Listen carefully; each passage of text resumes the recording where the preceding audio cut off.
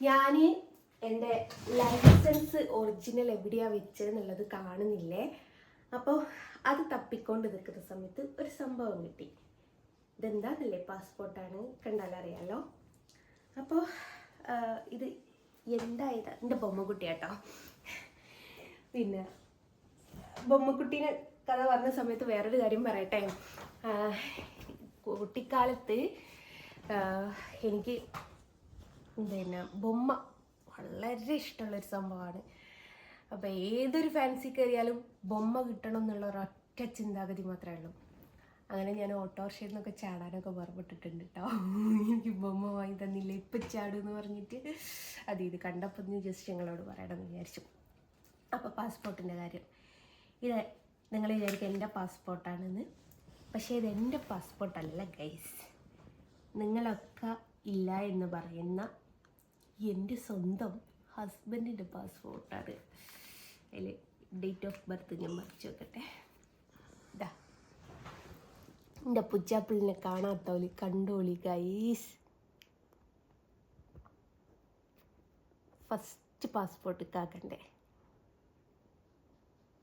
ഇപ്പോൾ ശരിക്കും എൻ്റെ മകന് ഈ ഒരു ഫേസ് കട്ടാട്ടോ, അവനെ പോലെ തന്നെയുണ്ട്. ഇത് ഒറ്റ നോട്ടത്തിൽ എൻ്റെ മകനെ കണ്ട ആൾക്കാർ പറയും എൻ്റെ മകനാണെന്ന്. അങ്ങനത്തെ ഒരു ഫേസ് കട്ടാണ്. അപ്പം നിങ്ങളൊക്കെ പലരും എനിക്ക് ഭർത്താവില്ല എന്ന് പറയുന്നുണ്ട്. അപ്പോൾ തേപ്പുളിയിരിക്കുന്നത് ഹൗസ് കുറുവങ്ങാട് PO കൊയിലാണ്ടി. ഇത് എൻ്റെ ഹസ്ബൻഡിൻ്റെ അഡ്രസ്സാട്ടോ. എൻ്റെ അഡ്രസ്സ് വരുന്നത് കൂറപ്പൊയിൽ ഹൗസ് തച്ചമ്പൊയിൽ PO താമരശ്ശേരി എന്നാണ് വരുന്നത്. അപ്പോൾ എൻ്റെ ഭർത്താവിനെ കണ്ടില്ല എന്ന് പരാതി പറയുന്ന കുറച്ച് ആൾക്കാരില്ലേ.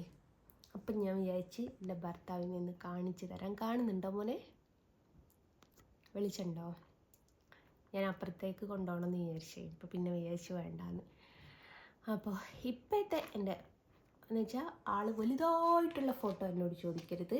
കാരണം പലരും എന്നോട് ചോദിക്കുന്നൊരു കാര്യമാണ്, എന്തുകൊണ്ടാണ് ഹസ്ബൻഡിനെയും മക്കളെയും സോഷ്യൽ മീഡിയയിൽ കാണിക്കാത്തത് എന്നുള്ളത്.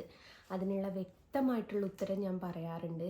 മറ്റൊന്നുമല്ല, ഈ നമ്മളെക്കുറിച്ച് റിയാക്ഷൻ വീഡിയോ ഒക്കെ ഇടുമല്ലോ, ആ റിയാക്ഷൻ വീഡിയോ ഇടുന്ന ആൾക്കാർ ഇവരുടെ ഫോട്ടോ എടുത്ത് മിസ്യൂസ് ചെയ്യൽ തുടങ്ങി. കാരണം ഞാനിവിടെ പണ്ടത്തെ എൻ്റെ ഇൻ്റർവ്യൂ വന്ന കുറേ ബുക്കുകളും മഹിളാരത്നം, വനിത, അങ്ങനത്തെ കുറേ ബുക്കുകളുണ്ട്. അതിലൊക്കെ എൻ്റെ മക്കളും ഭർത്താവിൻ്റെയും ഒക്കെ ഫോട്ടോ ഉണ്ട്. പക്ഷേ നമ്മളിങ്ങോട്ട് ഫെയിമായി വന്ന സമയത്ത് കുറേ ആൾക്കാർ, ഇപ്പം ഒരു വീട്ടിൽ 10 ആളുണ്ട്, അതിൽ 8 ആൾക്കും യൂട്യൂബ് ചാനലാണ്. അപ്പോൾ ഇവർക്കൊക്കെ കണ്ടൻറ്റ് വേണം.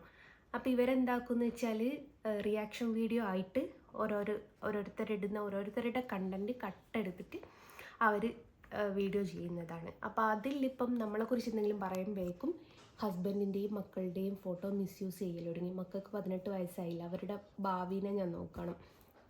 അതുകൊണ്ട് ഞാൻ അവരുടെ ഫോട്ടോസും വീഡിയോസും ഒന്നും ഇടാണ്ട് നിൽക്കുന്നത്. അപ്പോൾ അങ്ങനെയാണ്. അപ്പോൾ ഞാൻ എൻ്റെ ലൈസൻസ് ഒറിജിനൽ എവിടെയാണ് വെച്ചതെന്നുള്ളത് എനിക്കൊരു പിടുത്തവും കിട്ടുന്നില്ല.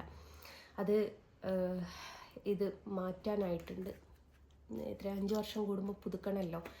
കാരണം ഇതാണ് ഹെവിയാണ് എൻ്റെ ഇതിൽ.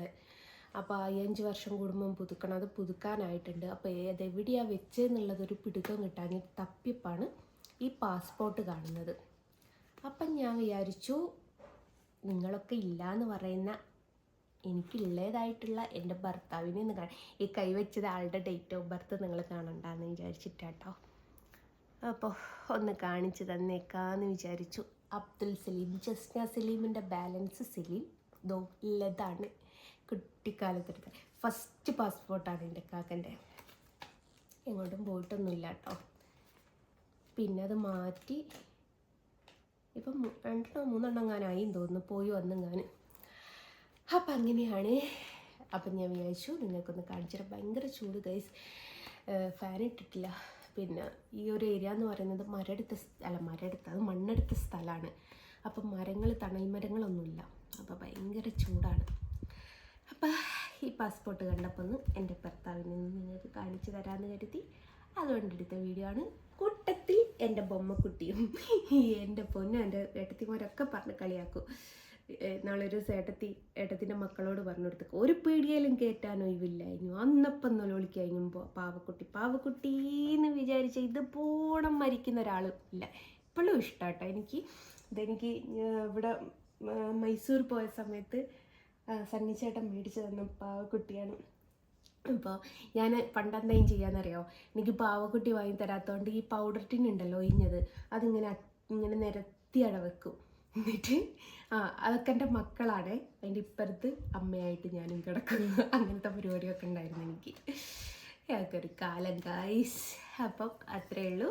അപ്പോൾ ഈ വീഡിയോ ഇഷ്ടമായെങ്കിൽ ലൈക്ക് ചെയ്തോളൂ. ടാറ്റാ.